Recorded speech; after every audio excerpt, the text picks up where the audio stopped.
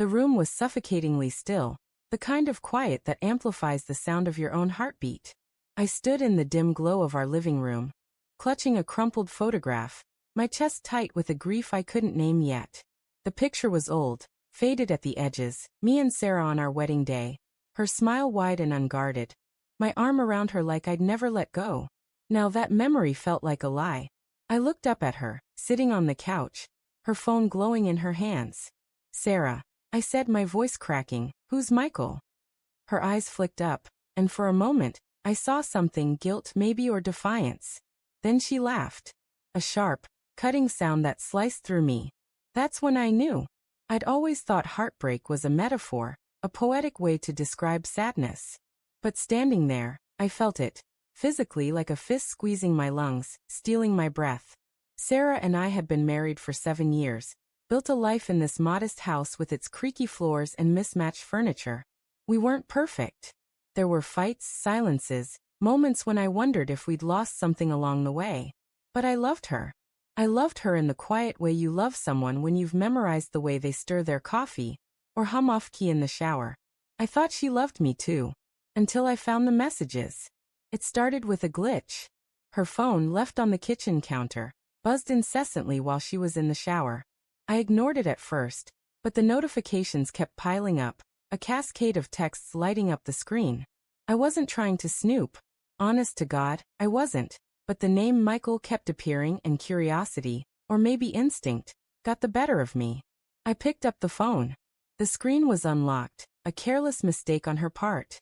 The messages were right there, a thread stretching back months. "Miss you already," one said. "Last night was incredible," another. My stomach churned as I scrolled, each word a dagger. There were photos too, nothing explicit but intimate. Her smiling at a restaurant I didn't recognize, his arm around her, her head tilted against his shoulder. I felt like I was falling, the ground dissolving beneath me. I didn't confront her right away. I couldn't. I spent the next few days in a fog, replaying every moment of our marriage, searching for signs I'd missed. The late nights at work, the weekend trips to visit her sick aunt, the way she'd started locking her phone. I'd chalked it up to stress, to life pulling us in different directions. But now the truth was undeniable, and it burned. I printed the messages, every damning word, and tucked them into an envelope with the divorce papers I'd had drawn up in secret. I wasn't sure I'd use them, not at first. I just needed to know I could. That night, I waited until the kids were asleep. Our twins, Emma and Liam, were 6, their laughter the only thing keeping me grounded lately. I sat Sarah down in the living room, the envelope heavy in my hands. The photograph from our wedding was in my pocket, a reminder of what we'd been. I wanted answers, but more than that, I wanted her to feel what I was feeling. "Sarah," I said again, my voice barely above a whisper, "who's Michael?" Her laugh was immediate, a brittle, nervous sound that didn't match the woman I knew. "Michael? He's just a coworker, Tom. Why are you acting so weird?" She set her phone down, but her fingers twitched, like she wanted to snatch it back. "Don't lie to me," I said, my voice shaking. Tears burned my eyes, and I hated myself for it. I didn't want to cry, not in front of her, not when she was looking at me like I was pathetic. I saw the messages. Months of them. You and him. Restaurants, hotels, "I miss you." "Don't tell me it's nothing." Her face changed then, the laughter fading into something colder, harder. "You went through my phone?" she asked, her tone sharp. "That's low even for you." "Low," I snapped, the word igniting something in me. "You're cheating on me, Sarah. You're cheating, and you're sitting there acting like I'm the one who did something wrong."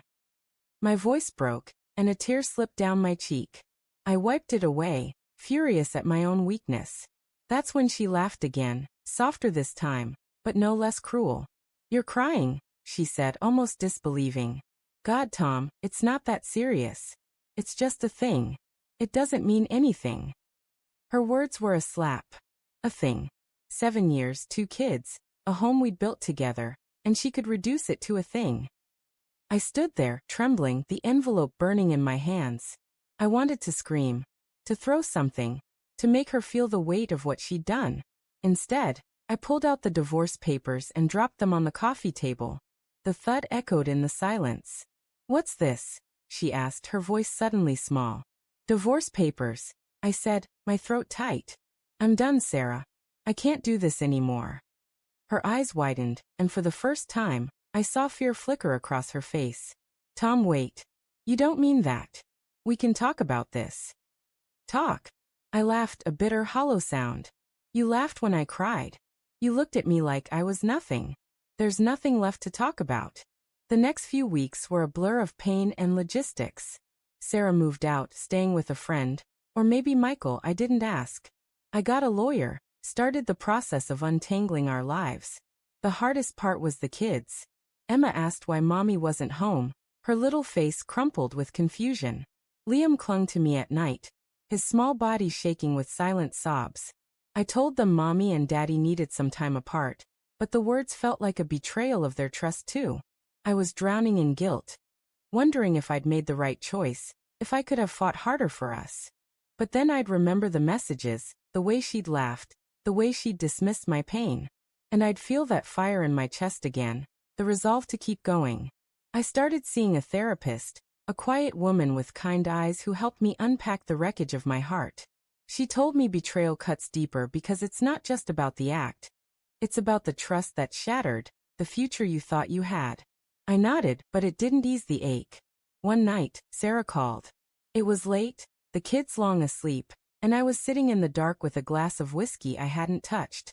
Her voice was soft, hesitant, nothing like the woman who'd laughed in my face. Tom, she said, I'm sorry. I didn't mean for it to happen. Michael, it was a mistake. I miss you. I miss us. I wanted to believe her. God, I did.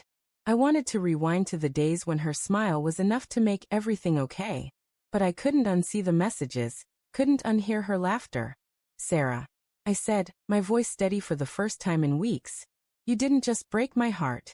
You broke our family. I can't trust you anymore. She started to cry, and I felt a pang of guilt, but it wasn't enough to pull me back. I hung up, the silence ringing in my ears. The next day, I found the wedding photo in a drawer, forgotten in the chaos. I looked at it, really looked at it, and realized something. I wasn't mourning the woman in front of me. I was mourning the version of her I'd created in my head. The one who'd never existed. The divorce went through 6 months later.